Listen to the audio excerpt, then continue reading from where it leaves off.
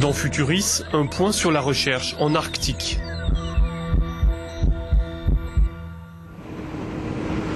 Aujourd'hui, c'est jour de chasse pour Kit Kovacs et Christian Lidersen. Une chasse aux phoques qui n'a que des visées scientifiques. Ces deux chercheurs travaillent pour l'Institut polaire de Norvège. Nous sommes ici dans l'archipel de Svalbard, au cœur de l'océan Arctique, au-delà du cercle polaire. La ville d'Oslo est située à 3000 km de là. Dehors, il fait moins 10 degrés.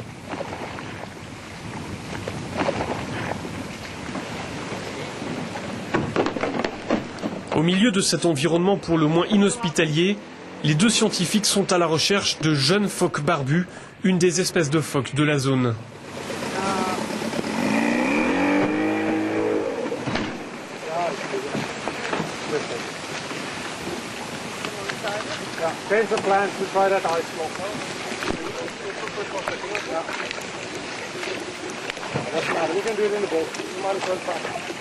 Ces bébés phoques sont capturés, pesés et mesurés. Les deux spécialistes procèdent à des prélèvements, puis ils impriment une marque sur les animaux afin de les reconnaître. Et enfin, ils les relâchent. L'objet des recherches est d'étudier l'adaptation de cette espèce au changement climatique. D'ordinaire, ces phoques vivent et se nourrissent sous une couche de glace et ils grimpent sur la banquise pour se reposer ou pour accoucher. Or, on le voit, la banquise a quasiment disparu. La faute au réchauffement climatique.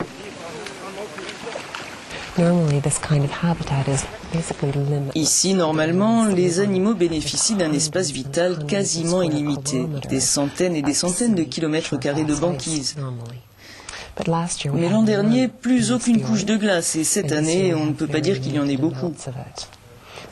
Alors l'objet de notre étude, c'est de voir comment les phoques barbus s'adaptent à ces nouvelles conditions de vie liées aux modifications de l'Arctique.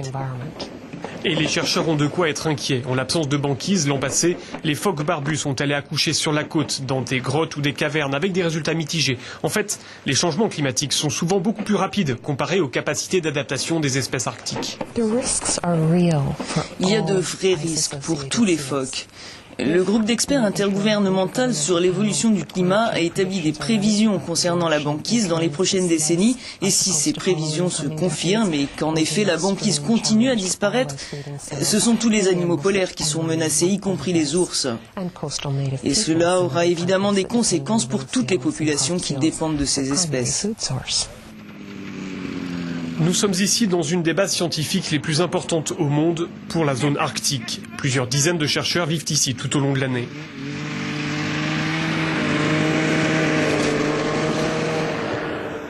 2007-2008 étant décrétée année polaire internationale, l'activité dans le centre a encore augmenté. Parmi les grands projets de recherche, celui financé par l'Union européenne à hauteur de 16 millions d'euros. Son nom, Damoclès, un projet consacré à l'impact des changements climatiques dans cette région. Il implique plusieurs dizaines d'experts venus de toute l'Europe. Parmi ces experts, Rainer Wockenroth. Cet Allemand est un des spécialistes de l'étude de l'atmosphère.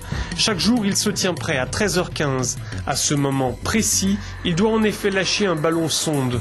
Objectif, mesurer la température, la pression, l'humidité et recueillir les traces de gaz à différentes altitudes dans l'atmosphère. Tous ces relevés, ici, ont une valeur essentielle.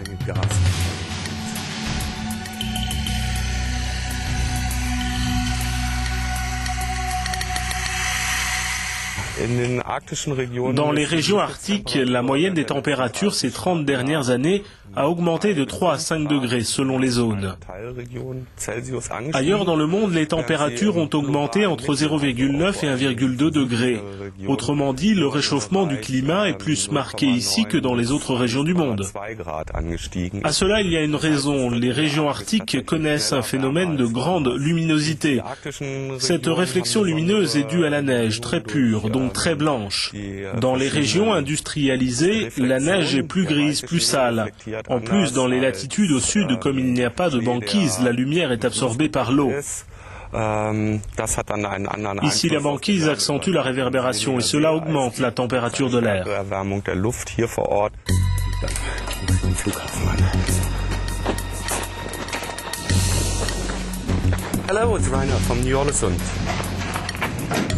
Cela fait plusieurs années que des spécialistes allemands scrutent le ciel et la banquise et font des relevés précis afin de mesurer le changement du climat.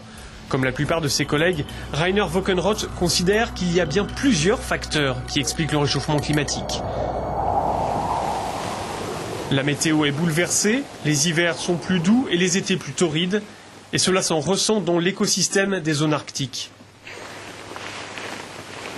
C'est précisément ce qu'étudient deux biologistes françaises, Fanny Narcy et Margot Noyon.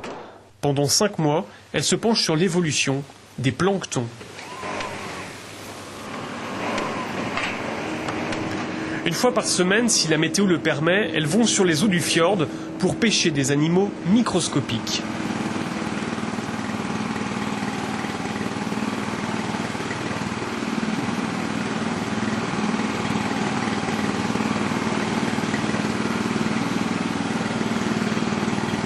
Le constat de ces deux chercheuses est le suivant. L'eau se réchauffe dans cette zone, ce qui attire de nouvelles espèces de plancton venus de l'océan Atlantique. Or, ces planctons sont moins gros et moins gras que les espèces qu'on trouve d'ordinaire ici.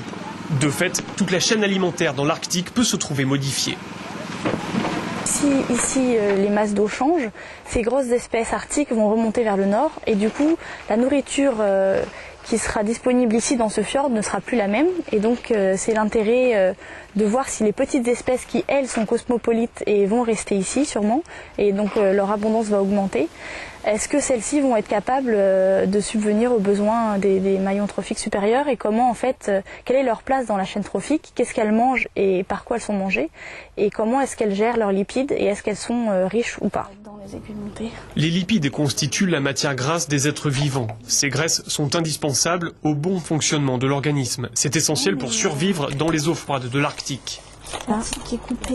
1, 2, 3, 4, 5, 6, 7, 8. À travers leur microscope, les spécialistes étudient justement ces boules de graisse dans l'organisme des planctons.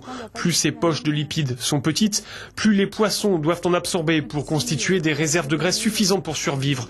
Et cela a des répercussions sur tout l'écosystème. On essaye de voir un petit peu si eux-mêmes vont essayer de sélectionner et de continuer à rester à prendre les espèces issues, les espèces arctiques plus riches. Ou est-ce qu'ils mangent tout? S'ils ne sélectionnent pas, et ben à ce moment-là, ils vont manger ce qui est le plus abondant. Et dans ce cas-là, ils peuvent commencer à manger des espèces atlantiques qui sont moins riches et qui du coup risquent, au niveau de la qualité alimentaire, de diminuer leurs réserves, leurs propres réserves.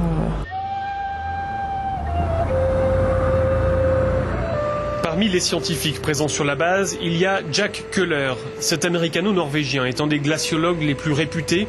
Voilà des années qu'il remarque que les glaciers sont de moins en moins épais. Un constat établi à partir d'observations très régulières, ici à Svalbard.